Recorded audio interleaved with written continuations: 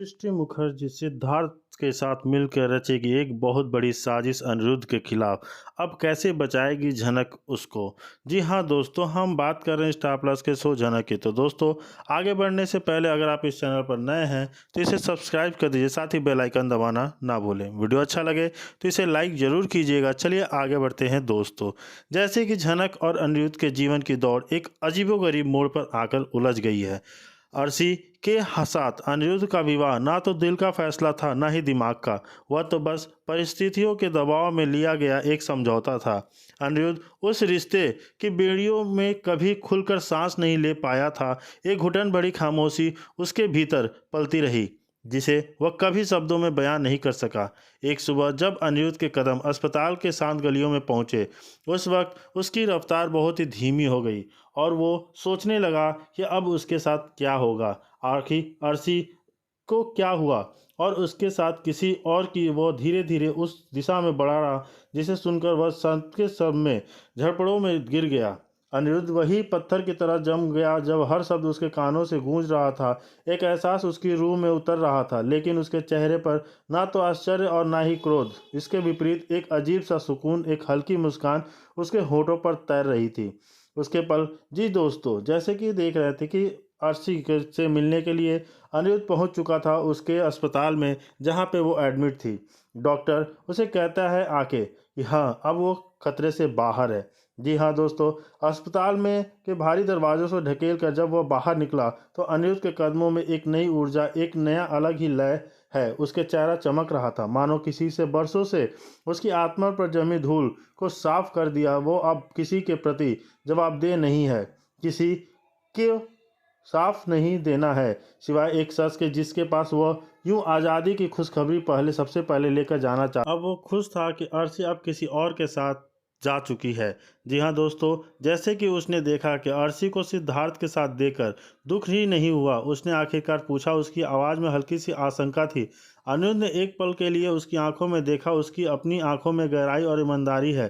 फिर उसने धीरे से कहा, नहीं झनक, मुझे खुशी हुई वो अब किसी के और ऐसे साथ है जो उसे सच में प्यार करता है, और मैं तो पहले ही तुमसे प्यार करता हूँ। झनक की आंखों में एक अप्रत्याशित चमक दौड़ गई, जैसे अंधेरे में चमक अचानक कोई तारा चमक उठा हो। वह अब भी उस पूरे तरह से यकीन नहीं कर पा रही थी। यह सब एक खूबसूरत सपने जैसा लग रहा था, जिसे वह कहीं खो न दे। डाइनिंग टेबल पर बैठकर, जहां अक्सर खामोशी का राज होता है, अनिरुद्ध ने झनक का हाथ अपने हाथों में लिया। उसकी पकड़ के एक नई दृढ़ता है, उसकी आवाज़ में गहराई और अटूट प्यार है। तुम मेरी जिंदगी को पूरा करती हो झनक, तुम्हारे बिना सब कुछ अधूरा है।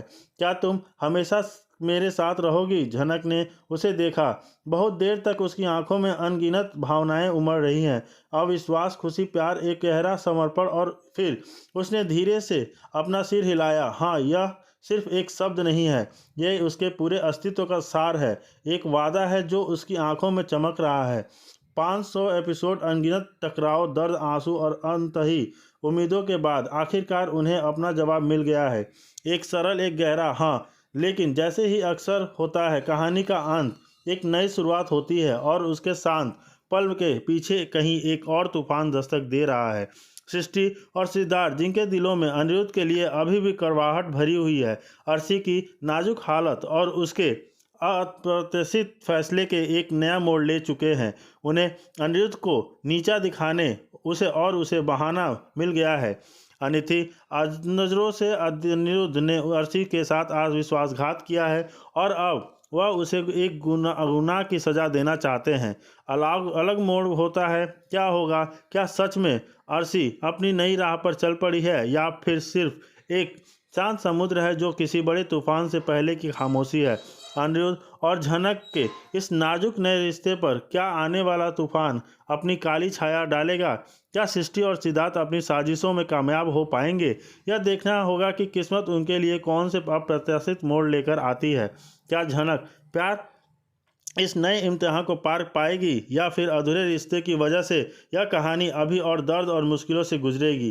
जी हाँ दोस्तों, जहाँ वो पूछता है कि अर्शी कैसी है, देखिए अर्शी मुखर्जी अब खतरे से बाहर है। डॉक्टर कहती है, अब से कभी ऐसा नहीं होगा, अब से मैं ऐसा होने भी नहीं दूंगा।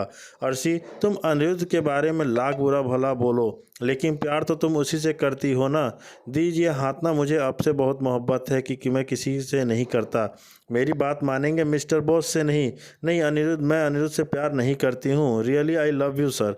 आई लव यू टू अर्शी। मैंने एक आदमी के बारे में सुना है।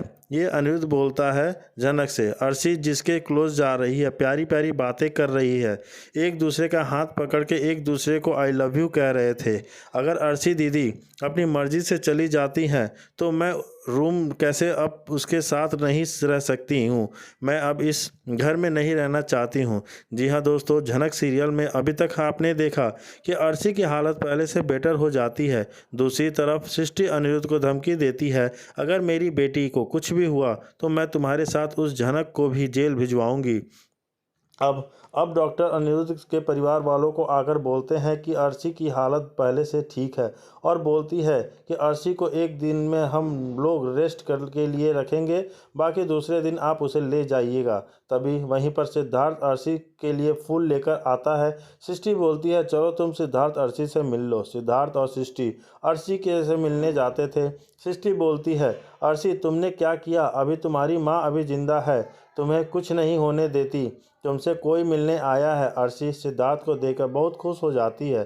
सिद्धार्थ अर्शी को फूल देता है। सृष्टि बोलती है, तुम दोनों बातें करो, मैं अभी थोड़ी देर में आती हूँ। सिद्धार्थ अर्शी से बोलता है, अर्शी तुमने यह नहीं करना चाहिए था। अर्शी बोलती है, अब मैं ऐसा कभी नहीं करूँगी। सिद्धार्थ बोलता है, मैं तुम्हें कभी ऐसा करने भी नहीं दूंगा। आखिरकार तुमने साबित कर ही दिया कि तुम अनिरुद्ध से प्यार करती हो। अर्शी बोलती है, सिद्धार्थ तुम अपना हाथ मुझे दो। सिद्धार्थ अर्शी के हाथों में अपना हाथ रख देता है। अर्शी बोलती है, सिद्धार्थ मैं तुमसे बोलूं कि मैं सिर्फ तुमसे प्यार करती हूं तो तुम क्या बोलोगे? सिद्धार्थ बोलता है, सच में मैं तुमसे बहुत प्यार करती हूँ, अगर तुम मुझसे प्यार करती हो। अर्शी बोलती है, हाँ मैं आपसे प्यार करती हूँ सर जी, आप मेरे से शादी करोगे? जी ये सब देखते हुए अर्शी बोलती है, मैं तुमसे प्यार करती हूँ, एनी से प्यार नहीं करती, तुम्हारे साथ रहना चाहती हूँ। अभी दोनों बात ही कर रहे होते हैं कि तभी अनिरुद्ध आ जाता है। अनिरुद्ध उन दोनों को देख लेता है। अर्शी और सिद्धार्थ एक दूसरे के हाथ में हाथ रखे हुए, लेकिन अर्शी और सिद्धार्थ अनिरुद्ध को नहीं देखते। अनिरुद्ध कमरे से बाहर जा जाता है और खिड़की से दोनों की बातें सुन लेता है। अनिरुद्ध बहुत गुस्सा हो जाता है और सोचने लगता है, अब मुझे और झनक को कोई अलग नहीं कर सकता। मैं जानता था कि अर्शी मुझसे प्यार नहीं करती। अनिरुद्ध हॉस्पिटल से चला जाता है अर्शी से बिना मिले। अनिरुद्ध झनक के पास जाकर बोलता है, झनक मैं तुमसे शादी करना चाहता हूँ। झनक बोलती है, आप क्या बोल रहे हो? अर्शी दीदी की तबीयत कैसी है?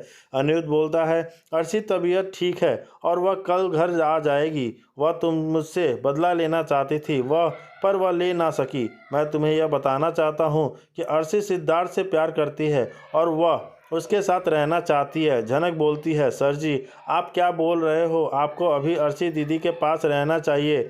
अनिरुद्ध बोलता है, जिसे रहना चाहिए वह अर्शी के पास रह रहा है, तुम्हारे साथ रहना चाहता हूँ। मैं तुमसे पूछना चाहता हूँ कि तुम मेरे साथ रहना चाहती हो या नहीं? झनक बोलती है, सर जी अगर सच में अर्शी दीदी सिद्धार्थ के साथ प्यार करती हैं, उसके साथ रहना चाहती हैं, तो मैं आपके साथ रहूंगी।